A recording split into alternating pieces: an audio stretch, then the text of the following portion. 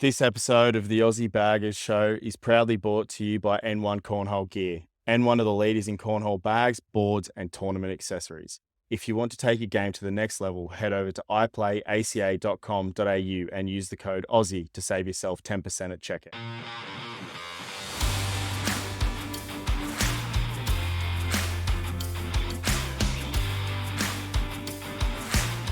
G'day, mates. Welcome to the Aussie Baggers episode 3. We are joined today by some fantastic league hosts in the Inner West Cornhole League, Scott and Timbo.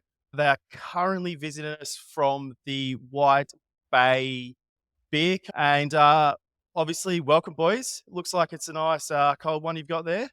Welcome to the show. This is it's a session IPA. Very drinkable. One we enjoy. It gets you just kind of hit the right point of cornhole skills with these ones. Recommend maybe 2 pints just before, and then continuously throughout the game is our recommendation. And then balance it out with some mid strengths if things are starting to go the wrong way. Oh, these are middies, I think. Offset by the fact they're in a pint, so you kind of lose the benefit. But it's nice to be on your show. And thanks for having us. Yeah, no, we appreciate that. And so it is a bit of a tongue twister, but Inner Western Sydney Cornhole League, or IWSCL for short. Have I got that right? Yes, nailed it. Triple word score. Inner West Cornhole is our kind of KFC version of that, Dan. Well, I think we've now also got the Western Sydney Cornhole League that's just made an announcement that they'll be starting some tournaments as well. So I'm sure there's going to be some good rivalry there. But yeah, thanks for coming on the show today. We just wanted to, change pace a little bit from episode 2, which was focused around players and interviewing obviously Jimmy Humans, who's one of the well-known American Cornhole League pros out of the States. We thought it would be a good opportunity for some of the Aussie baggers and cornhole enthusiasts out there in Australia to hear firsthand from a league director and someone who's passionate about growing the game locally. So I guess we might start off just by getting to know the both of you, Scott and Tim. Can you give us a little bit of a rundown on, how you found the game of cornhole and what prompted you to create your own league out in the Inner West? I used to go camping with my family every year, Daniel, and we used to have these survivor competitions, and it got so competitive that there was families that refused to come the next year. It got a little bit hostile. There were things thrown. And so I just started looking for a different sport. One condition was you can have a beer while you play. So one hand is occupied by a beer. And the other one is it's just, it's something that's everyone can play. You don't have to be strong. You don't have to be fit. You don't it's really, really diverse as far as who can play it, because we've got, lots of little cousins and things. Yep. And then, so I just literally started looking at, is there a league? Is there people doing it already? And then I found yourself and Reggie. And then obviously Tim being my best mate, I said, hey, there's this game called Cornhole. You can drink beer and play it at the same time. I think that was what Tim... You had me. I had him. You can drink beer at the same time. Tim, you hadn't even heard of it?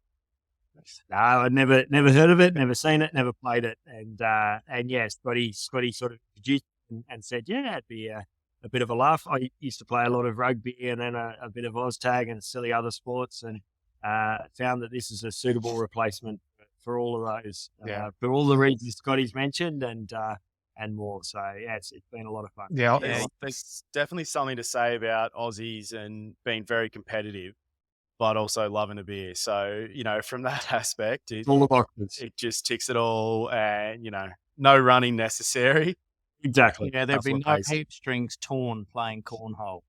Yes. We have had a couple of injuries. Oh, yeah. Yeah. Okay. Any OH&S issues with the brewery or? How long do we have on the podcast? Mostly running to the No, bar, I think. yeah. Running to Yeah, Right. outside of the courts. Yes. So that's largely how we got onto it, right? And then obviously you've been super helpful and supportive and helped us get our stuff sorted. And it's just been going from strength to strength for us. It's been a lot of fun and met a lot of good people, and a few people get a bit competitive, but that's part of the fun, right? I think it's good. Yeah, no, I'll pay you for that plug a little bit later. But no, it definitely sounds like you guys had a really good vision, and obviously being based near the White Bay, excuse me, brewery, it obviously helped because, as we know, the drinking and the game go hand in hand. What's been the hardest, or what was the hardest part of setting up the league, and how did you approach the White Bay beer company when it came to actually proposing this event? Because I imagine that they may have had some idea of the game just through the nature of craft beer and how that interrelates to cornhole in general. But yeah, what was that process like, and were there any difficulties along the way? Yeah, I think as far as getting set up as again, having someone already running a league was super helpful. So I know you insisted on Scoreholio, and we're so glad we did that from the get-go, because it means you're not trying to think about who's played who, what format to use. So one thing on that though would be actually getting everybody to use it. Yeah. So that would be, if you go, one of the hardest things Mm. is actually people to actually sign up to it and use it. Like, a lot of people do it themselves, but we also find we have to still enter people, I guess. Yeah, I think even if you go 24 hours prior to tonight, less and less people are registering Pre-registered. beforehand, and that's okay, because they just show up. It's not the number one thing in their mind leading up to Thursday, but it makes it hard because you're trying to tell the venue how many people they can expect. Yeah, or that half they put on, and it's one of their quieter nights. Yeah. So we kind of erred on the side of, well, just do bare minimum staff, and if we think it's going to be any more than 20 people, we'll kind of shout that out as quick as we can. Yeah. We found the same thing. Just you'll have 2 people pre-register, even if you advertise the event on Facebook. You remind a few people during the event, hey, next week can you pre-register? It seems to be that just the nature of the game and how relaxed it is. That comes with also a relaxed approach to players and people signing up. So yeah, it can be difficult from that aspect. And also, you spoke about how the demographic and how broad that is in terms of people's being able to play the game. Obviously, when you've got younger people versus some of the older generation that don't really like using their phones, and so there is a little bit of work as a director to encourage people to get on board. And usually, once they do, like any sort of software or programs, once you get them on there and they've given it a go, it's smooth sailing from there. But it's that initial hurdle that sometimes can take a little bit of convincing. And I'll definitely admit, as a player rather than a director of the league, I am horrible at pre-registering. Maybe once or twice I'll do it. Yeah, Liam. Yeah, but otherwise it's I'll rock up and just be like, oh yeah, shit, haven't even registered as I'm there, and just end my money and say, oh, can you just register me? So what you could do, and I'm just thinking on the fly here, you could have some kind of fine or punishment. So if someone doesn't pre-register, they have to put a gold coin into, I don't know, a kitty and do something with that, whether donate some of it to charity or it goes into the jackpot for some kind of event at the end of the season. I think that could probably be a good idea and something we might think about for next season, because it is, obviously the players don't always realize that there's a lot going on behind the scenes, and it's important as a league director that we are, showing the value that we're bringing to the business or the venue that's taking us in. So no, it's a good point. Yeah, I wrote that one down. That's a good idea, Daniel. I think coming to the venue, we actually, because I think this could be one of the biggest challenges, but we got really lucky. We were both aware of this place. Venues are venues are surprised, or they don't realize how much space you need, and it's, you're asking for a lot of space in there. But breweries are perfect for it because they have these usually big open spaces. Yep. High ceilings.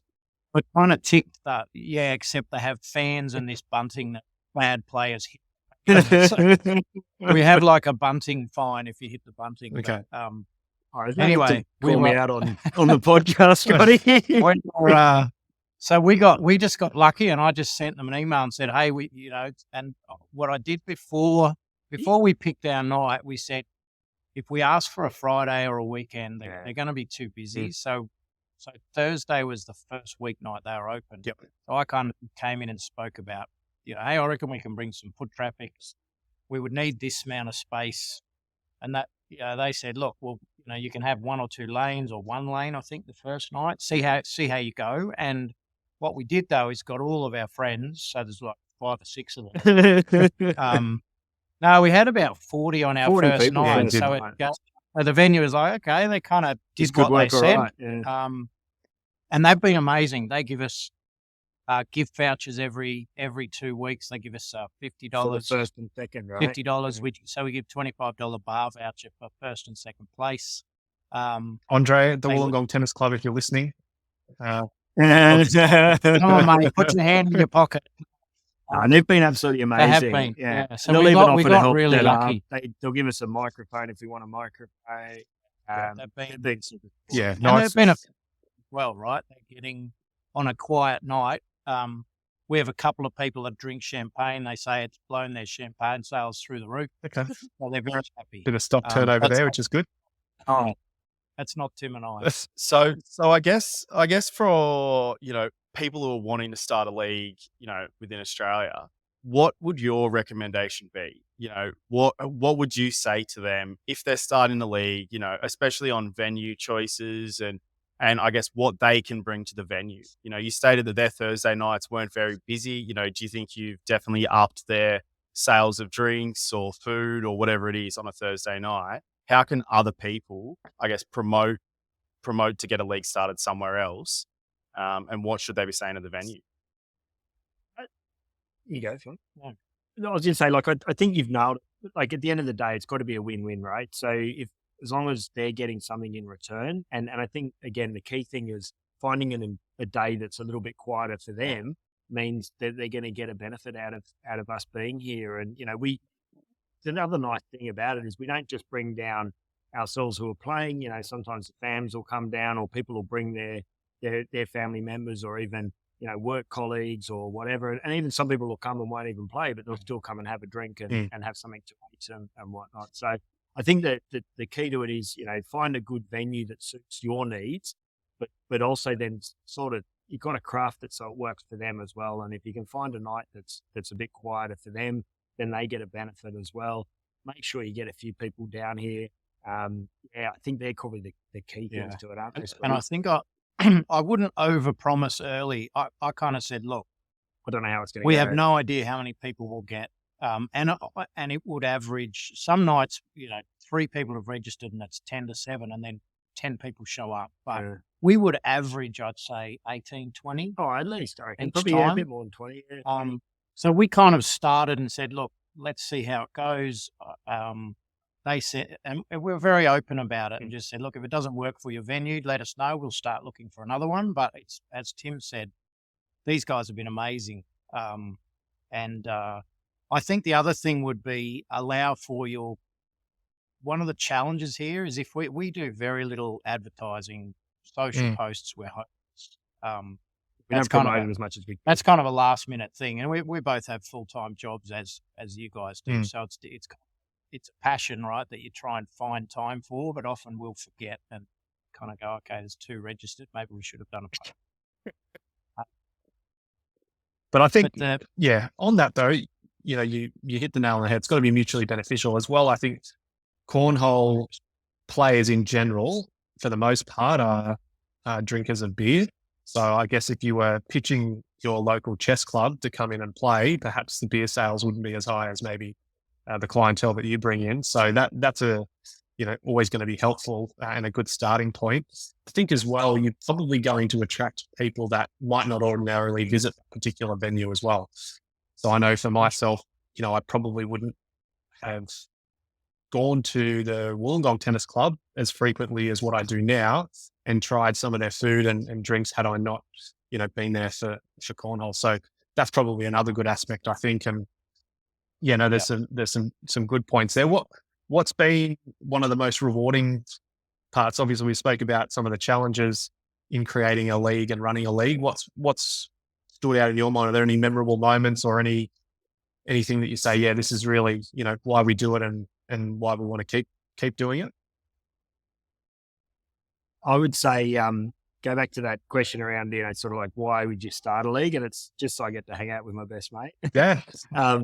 But also like you get like I think, like that's my view, like it's just so nice when people bring their families along, or like 2 weeks ago we had one of the boys, his family were all over from the US and they all came down, and so it's like mum and his dad, and then equally people are bringing along their kids, and the kids are playing, and it just, I don't know, like I think that's for me the best bit is just seeing people bringing along their friends, their family, their kids. It just it's good fun, like, and that's why I quite like the game too. It's open to everybody, right? Like anybody can play it, anybody can have a go. You don't have to be good, you just have a crack, So that's from my perspective, I think the most rewarding bit about it all. And I think every now and again, Tim and I kind of just look at each other and we're watching, 20 people, 15 people, just having a great night. Yeah. There's music playing. We ring bells when people get a 3-pointer now. So there's a bell on every scoring thing. So we try and I think if that theatre helps, and you spoke about this stuff being important as well, Dan, I know you guys play music every time. But when we kind of see what we created with no long term, it's not about making money. It's not about that. It's just having fun.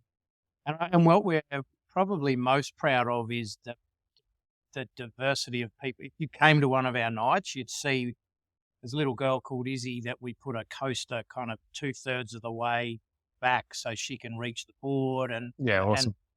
And complains about it. People step over the line. It doesn't matter. No, it's probably too relaxed. Sometimes we forget to ask people to pay. That's why we're still in the red. Luckily, it's not to sustain our mortgages. Yeah, we'd be living in this warehouse we're sitting. Yeah, what happens? I sleep over there.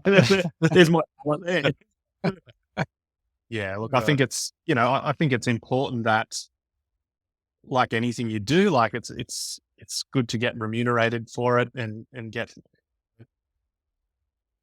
some return on investment, so to speak. But I think most of us didn't get into the sport or decided to run a league because we thought it was the best way to make money. That's for sure. So it often starts, from a good place, and it sounds like you guys have done really well. And it's funny, every time I set up the scoreboard on the TV, and I do that via our Amazon Fire Stick, I'll always see the Inner West Cornhole League up there as happening on the Thursday night, and then shows me how many have registered, and you always seem to get some really good numbers there. So yeah, that's been great to see that you had a really good turnout for the opening night, which was how long ago? Was it start of this year, or have you guys been going longer than a year? It feels like a long time. Yeah, February. Coming up to a year, so we'll do something for that, Smitty. Anniversary. 1 year birthday. So, we had a bit of a chat around the fact that, it's not about the money. It's just obviously the love of the game. That being said, are there any ways that, or any things that you've set up to, I guess, increase the buy-in each night? Like, do you do any sort of airmail jackpots or anything like that to generate a bit of income to cover the costs, obviously, of the equipment and things like that? Yeah, I think, on going back, we actually charge an annual membership. So kind of said calendar year, but some people joined late, so we'll let them renew, So that was helpful. We're not super on that either. I think it was around This is part of the issue, mate. Oh, and we charge $10 for. Scotty's not very good at math, all right? We charge $10 for guests to play, unless they're Tim's mates, because then he doesn't ask them to I pay. So forget. that's prolonging our break even. But the other thing, which was your suggestion, Dan, this airmail challenge, they love That's the good airmail fun. challenge. So we sell the tickets for $5 each. We skim a little bit off the jackpot if we remember to before the following fortnight. And we actually do the wheel of names thing. Yeah. But we work our way through the whole list. So it's not just the one person that's drawn or two or three. Yeah. We just keep going because our players are really bad, at it, to be honest. But we've had one guy win $100. Yeah, it was good. Yeah, nice. So one person threw one bag and he got two bags. Sorry, he got 50. Yeah, awesome. We do that, which is quite good. There was another one that I think Reggie suggested where you throw, and if you get it in, the person before you is out, so you kind of knock it. Can't remember last bag standing, we call it. Yeah, we last man standing. Yeah, that was good as well, but that doesn't make any money. But a massive, there's a decent outlay at the start. It's not massive, but it's the most you'll spend, right? Is on equipment. Yeah. But that will last forever. It's going to last years and years. The venue's very quality equipment that we got from the very good ACA equipment. I didn't tell you to say that. I promise. No. Yeah. Remember, guys, Aussie. Yeah, Aussie. Maybe Aussie 10 for 10% off. Yeah, that is true. There you go. The venue. So we don't pay the venue to use the venue. They store all our stuff, so we're not carting it. That's the biggest thing, isn't it? Like, I set up in 15 minutes. So if you can get your venue to store your stuff, it's actually massive help. Yeah, I don't think I would still be running a league if I had to transport the equipment back and forth. I mean, some people would be equipped with a van or ute or something to be able to transport things pretty easily. But for me, it's so nice just to go to the store and even, now there's usually a few people there early that'll just help, pull a bit of equipment out or pack it down. And, it's up and down within, 5 minutes, which is really good, except for me trying to line up the pitch pads, trying to figure out where to put those. I've got an invisible marker that I use on the carpet to basically, it doesn't last on each corner, but then they obviously go through and wash the carpet, which is good. But it means that I've got to go and try and find the mark. And then, rubbing it off and moving it an inch closer every time. There you go. Yeah. So maybe that's why Liam always wins every season. But he's got some trick. But no, I agree. Yeah, having the ability just to store the equipment is pretty handy. But that being said, I'm a big, not just because I run leagues myself, but I'm a big believer in, like you said, you dipped into your own pockets to purchase all the equipment. And sometimes players, it's not just cornhole, but any sport, can take for granted not only the time involved in organizing and setting up an event, but also the upfront costs that are associated with it and all the other little things like trophies and, all those things that sometimes players can take for granted. So I'm a big believer in, charging, for, an entry fee and calling people out, or if they're trying to dodge you, because at the end of the day, what, $10, $15, whatever it is, that's for a few hours of entertainment. That's pretty good bang for your buck. Yeah, and I would say that as well. You shouldn't be afraid to ask people for $10, because if you do lawn bowls, if you go anywhere, you're usually going to pay. So the other thing Scotty did a pretty nice job on, and as much as it pains me to give him any credit, is when he did do the membership, he did a bit of swag or a bit of kit to go with. So he does. We get a T-shirt, and he puts your name and your number on it. And then he puts not your phone number, just your whatever you choose. And then also we did little stubby coolers, which were pretty cool. Yeah. And then also each week we have kind of perpetual trophies, so that at the end of the tournament we give away. We don't give it away. Well, we get the voucher from the venue, which is But then we also do some little trophies that we do for first, second, third. And then we also do the under 18s, don't we? Yeah. It's pretty cool. Yeah. And we get a picture. So we get a picture, get the trophies back off them. And then for last place, we do a corn themed prize. So it could be a it's all really, so there's a corn brooch, there's a corn, It's just crap. corn earring, corn earrings, Yeah, there's like a corn on your head. like a footy so trip when you wear it's they not- have to wear the pink jersey. Yeah, Exactly pretty right. much. Not that I've ever pretty had to much. wear that, but I know a few people. The pink panties. We never- 3 parts. It's like a clean thing. Yeah, we never say they came last. We say you came 24. Well, that was like when I played golf with my mum when I was probably maybe 5 or 6 years old. We were out at Dunk Island, I think it was, and I was really keen to get out and play golf. So mum was nice enough to take me along, and we won an award at the end of the event. It was the Bradman Award, and I didn't realize until many years later that that's actually not a trophy that you want to get. Mum didn't have the heart to tell me at the time, but it basically means, you had the most strokes of anyone in the tournament that day. So That's quite good. yes, I like it. so that one obviously still triggers me and hasn't I haven't been able to get over that one yet, but maybe one day. Clearly. Nice Yeah, one. it's good. Nice one. Cool. So I guess continuing on, leagues, you guys are the dedicated cornholers, unlike myself who rocks up, doesn't register and hopes for the best. I guess with your regular players that are always there every week and all that sort of stuff, I guess, how much does their little bit of support help you? Do you lean on them for support, or do you guys just generally try and keep it to yourself? Good question. I think so one of the things I was going to mention before about how you'd set it up, I think it's good having both of us, and not that we've had to do this much. And to be fair, Scotty's Maybe probably 3 or done 4 times. 70% of the lifting, 90% of the lifting.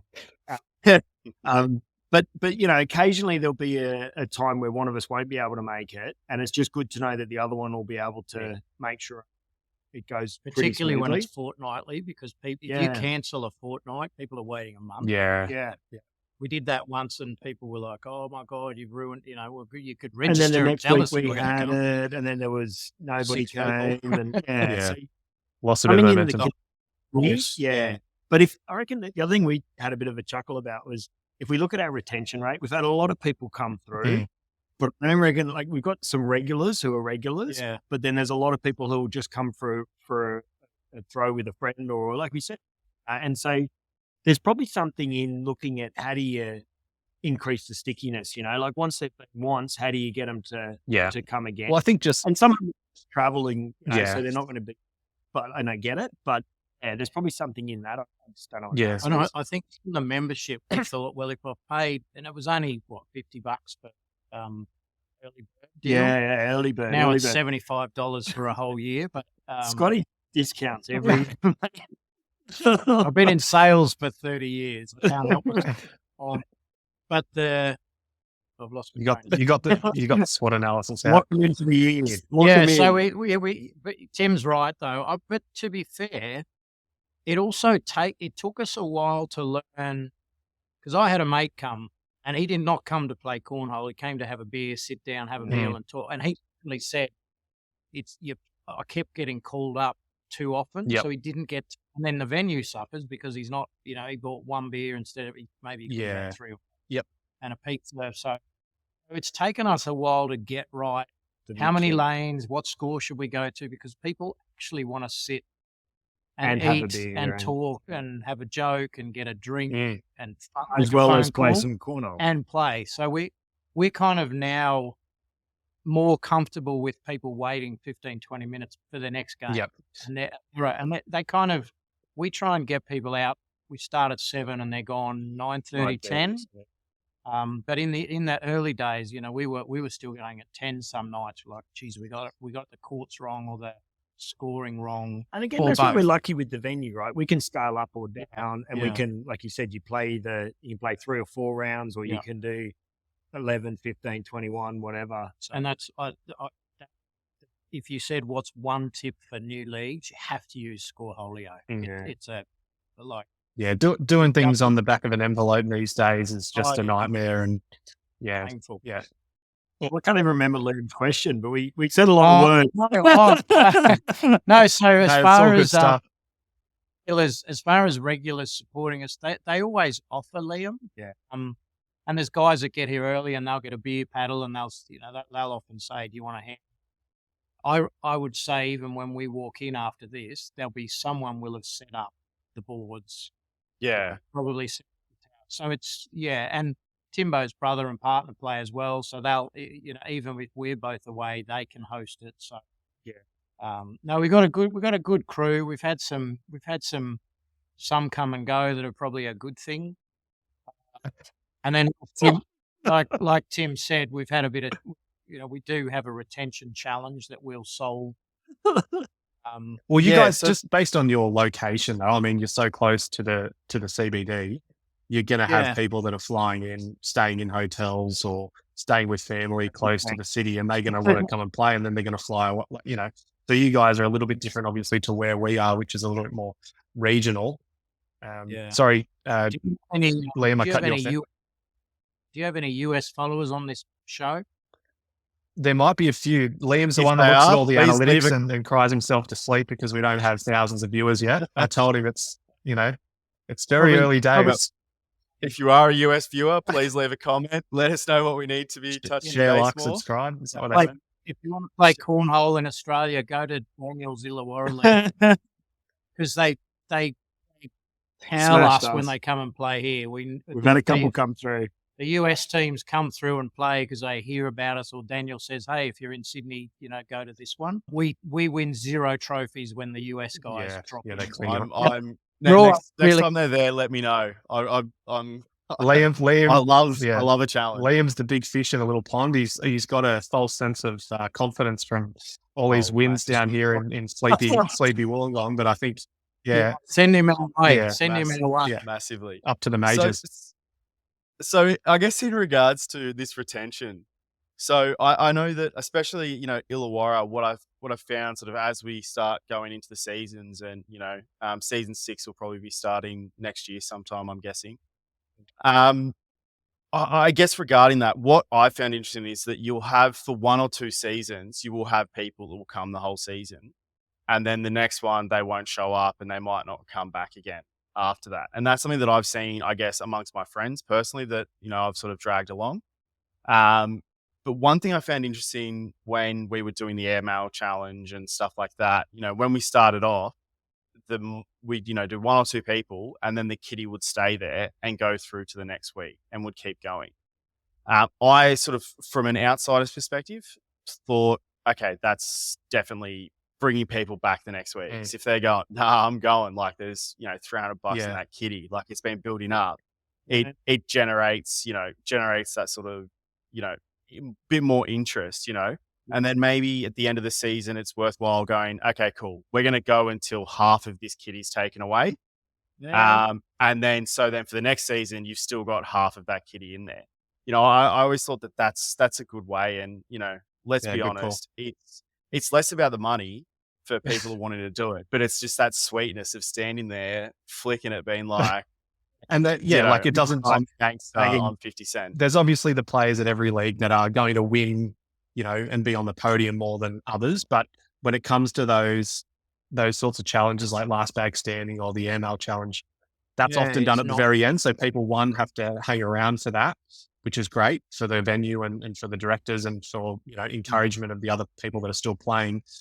But also, like you said, Liam, I think you do have that idea in the back of your mind that, hey, that jackpot hasn't gone off yet. It might just encourage people to get off the couch and jump in the car and head down for a night because they know there's a little bit of money up for grabs. And I've seen in the US, like I'm on the Addicted to Cornhole Facebook group, and they'll post videos of airmail jackpots that are up to like $3,000 a bag, and that's US dollars. So probably, $4 or $5 grand because they do it, maybe one bag is worth 25% of the pot.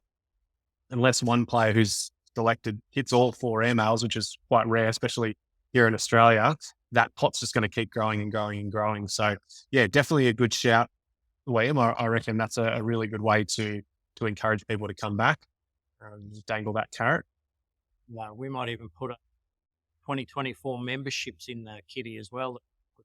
That might be. It's not about. That might. That works. Yeah, $800 for the membership. Now, I know you guys said that you had to be out by 6:15 to set up, so we only got about a minute left to go. Just quickly, are you guys heading up to the ACL Australia Open in Tweed Heads in December? And if so, are you bringing any of your league players along with you? Yeah, we're booked. We've booked the flights, booked the accommodation, very close to the venue. Nice. And we have the two, probably Two better players. two of the top 5 players are coming with us as well. 2 other guys. What are their names? And what's Liam's going to look them up. Ryan, and their names are Ryan and Paul. I've actually seen them on Scoreholio. Their SPRs, I think, are 1 or 2 above yours, Liam. From Yeah. But I've also looked through the actual records of it and everything. So I'm actually aware. Scoping us out. No, but they're really, really good guys. Solid, really very good solid guys. guys. We're actually thinking we may practice this weekend just for something different. Yeah, well, Liam and I are heading down to the Wollongong Tennis Club later tonight to get some practice in.